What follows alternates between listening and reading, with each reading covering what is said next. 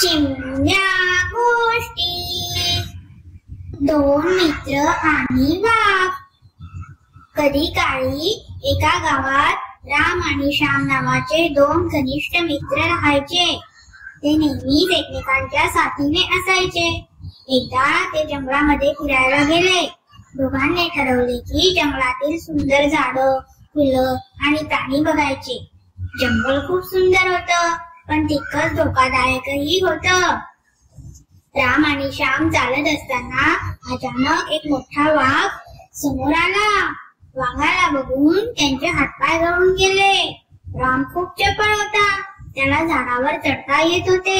तो पटकन एका झाडावर चढला, पण श्यामला झाडावर चढता येत नव्हते.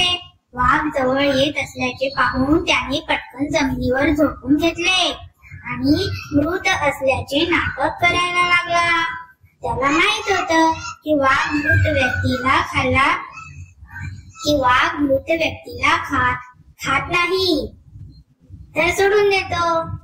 वाघ श्याम जवळ आला, त्याला हुंबून पाहिले आणि नंतर तिथून निघून गेला. राम झाडावरून खाली उतरला आणि हसत म्हणाला, वाघ तुझ्या कानात काय म्हणाला?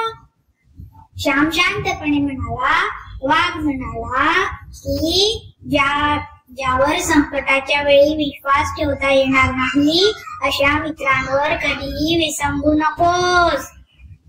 राम खजील झाला. त्याला आपल्या स्वार्थी वागण्याची लाज वाटली. त्या दिवसापासून रामने ठरवले की तो खरा मित्र व्हायचा प्रयत्न करेल. या कथेतून आपल्याला शिकायला मिळते की खऱ्या मित्राची ओळख संकटाच्या वेळी होते. आपण खरे मित्र आहोत का याचा विचार प्रत्येकाने केला पाहिजे.